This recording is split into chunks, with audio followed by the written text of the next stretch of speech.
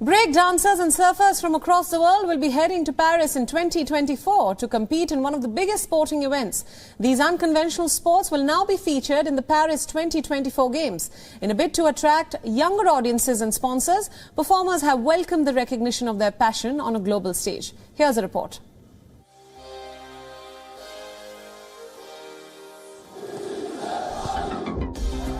This electric art form has cleared a major hurdle. Breaking or breakdancing will now feature in the power-packed calendar of the Paris 2024 Games. Associated with popular hip-hop culture, the artistic movement came up in New York in the 1970s and has since garnered a loyal following globally. Take the case of Logan Edra, otherwise known as Logistics.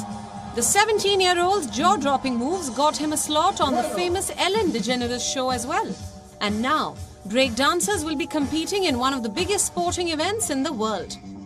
It made me extremely happy, especially for the people who paved the way for my generation, because finally they can get that recognition, and our culture and our communities can get this recognition that I feel we deserve, as another culture and another circle in such a beautiful art form. So yeah, I'm honestly, I've been thinking about, I don't think there's a week that I haven't thought about Olympics for the past year.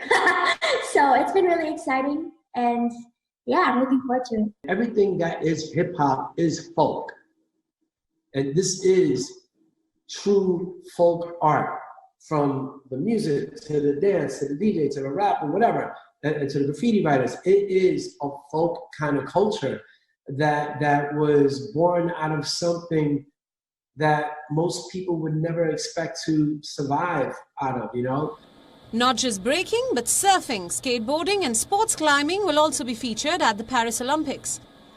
Through these moves, the International Olympics Committee aims to attract more sponsors and broadcasters, with a special focus on younger audiences. Moreover, under the new IOC rules, Olympic host cities can now handpick more sports and propose them for inclusion if they are popular and will appeal to global audiences. This was to introduce sports which are in particular popular among the younger generations, and also to take into account the urbanization of sport. And therefore, we were very happy to have these proposals ready from Tokyo 2020 and now from Paris 2024, because they are fully in line with these recommendations and promise to be a great success from all what we can already hear and see from athletes, but also from the federations and the wider public.